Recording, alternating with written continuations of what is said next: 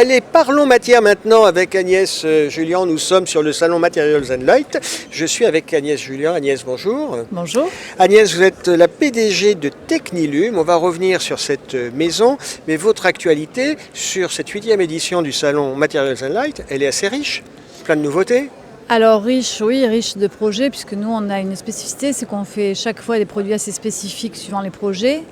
Alors, on a une actualité aussi, alors là pour le coup c'est tout à fait nouveau et d'ailleurs on a envoyé ce matin un communiqué de presse qui va peut-être vous parvenir sur une nouvelle gamme qu'on lance à l'occasion du Materials and Light qui est en fait la gamme Inti. Oui, alors qu'est-ce Inti qui caractérise ? c'est l'évocation du dieu du soleil. D'accord, c'est pas et donc c'est une gamme solaire. maison. Et non, c'est une gamme solaire et le principe c'est qu'on s'était pendant assez longtemps refusé à faire du solaire. Parce que je pense qu'il y a pas mal d'acteurs qui font du solaire, mais la façon dont on aborde le solaire aujourd'hui, elle est un petit peu différente. D'abord parce qu'on le fait avec un partenariat avec quelqu'un qui a eu exposé ici, qui est NoWatt, qui est une société française et qui est un peu sur le haut de gamme du solaire. Donc on fait ce partenariat-là sur un produit qu'on présente là sur le salon. Et on a une deuxième activité sur un produit plus standard qui en fait résulte du rachat d'une société qui s'appelait Amarenco Solutions.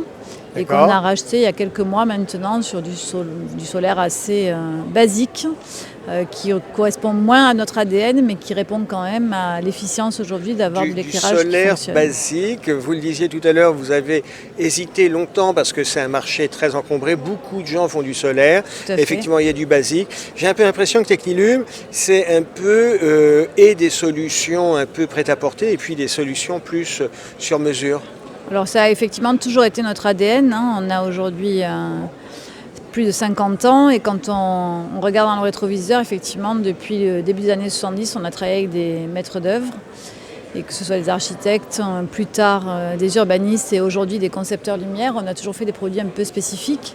Ce qui n'empêche qu'on est aussi capable de faire du produit standard, de faire des choses qui sont efficientes, à un bon rapport qualité-prix, parce que quand on dit haut de gamme, évidemment, haute couture, on a toujours l'image d'avoir un produit cher, ce qui n'est pas obligatoirement le cas chez Technilum. Évidemment, quand on fait du très spécifique, ça devient plus cher, mais on peut aussi adresser des marchés avec du gros volume et faire des choses assez basiques, d'où le prêt-à-poser et non pas le prêt-à-porter. Le prêt-à-poser et la haute couture et le sur-mesure. Est-ce qu'on peut revenir un peu l'historique de la société Technilum, une société qui a une cinquantaine d'années. Le nom de la société annonce clairement la couleur. On est sur le luminaire, l'éclairage, technique. Qu'est-ce qui vous différencie des autres ? Alors ce qui nous différencie déjà, c'est que depuis l'origine, on n'a fait que de l'aluminium, donc on est monomatériaux. D'accord. Donc un matériau qui a été parfois décrié comme étant assez polluant, qui aujourd'hui change un peu dans la vision de tout le monde puisque c'est le seul matériau qui soit recyclable à 100% et à l'infini. Donc aujourd'hui avec, on dira, un meilleur avenir, avec une empreinte carbone aussi qui baisse énormément, ne serait-ce que par la part de recyclage dans les produits, mais aussi par la façon dont les premières fusions sont produites. Nous, on travaille uniquement avec des aluminiums français et européens pour les premières fusions. Donc on a une empreinte carbone assez faible. Sur cet aluminium, on a toujours eu des techniques assez éprouvées et on a toujours été assez innovants avec des concepts brevetés, des filières spécifiques et aussi un procédé d'assemblage sans soudure qui fait la solidité du produit et sa pérennité dans le temps. D'accord. Je crois que vous avez développé des produits, des procédés qui font que vous êtes même reconnu à l'international. Aujourd'hui, on fait 30% de notre chiffre d'affaires à l'international. Il y a une volonté de porter ce pourcentage au-delà des 30% ou vous êtes contente comme ça, en tant que dirigeante d'entreprise ? Alors, quand on veut progresser, évidemment, il faut progresser sur tous les marchés. L'international fait partie des objectifs. En revanche, c'est quand même bien aussi d'être présent sur notre marché français. On voit aujourd'hui que, on va dire, il y a une volonté des pouvoirs publics d'avoir un peu plus de souveraineté industrielle. Donc il faut espérer aussi qu'ils achèteront davantage de produits français. Donc ça peut aussi contrebalancer le fait d'être allé chercher à l'export. Parce qu'on imagine que sur les marchés export, ils auront à terme aussi peut-être les mêmes préoccupations. Mais en revanche, là où on vient nous chercher sur l'export, c'est souvent pour des choses spécifiques. Vous parliez des actualités. On vient de livrer la première ligne de l'OLRT, qui est Ottawa Light Rail Transit, et qui est en fait un projet assez majeur.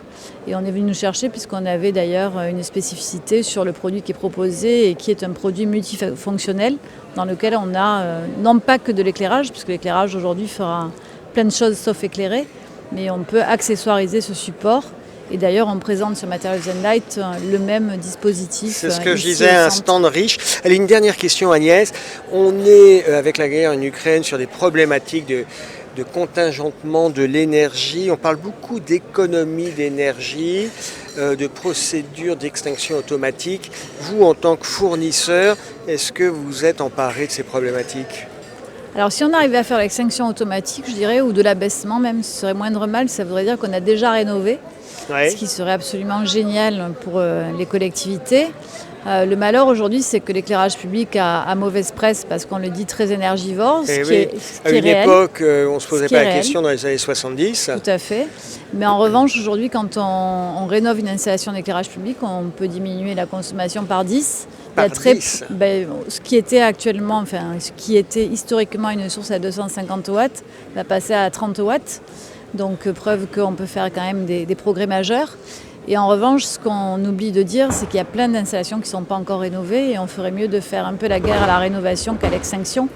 Moi, j'ai été un peu choquée par ce qui s'est passé à la REF récemment, où on a eu des slogans qui étaient au pays des Lumières, sachons les éteindre. Moi, je dirais au pays des Lumières, sachons rénover, ou sachons les éclairer gérer intelligemment. intelligemment. C'est plutôt ça le vrai enjeu. Oui, faut éviter d'être binaire et puis Parce d'être que quand même, la lumière, c'est la vie. Et Oui. une ville dans le noir, on aura quand même c'est la beaucoup de vie, c'est la difficultés. sécurité, c'est l'activité humaine, c'est Après, la je pense rencontre. que tous les concepteurs lumière, et on le sait bien ici plus qu'ailleurs, c'est qu'aujourd'hui, tout le monde fait des efforts pour arriver à bien jouer sur les corridors de lumière et les trames noires, et que ça a aussi un côté très intéressant et qu'on arrive à remettre un peu de rêve et un peu de charme dans certaines villes en jouant comme ça.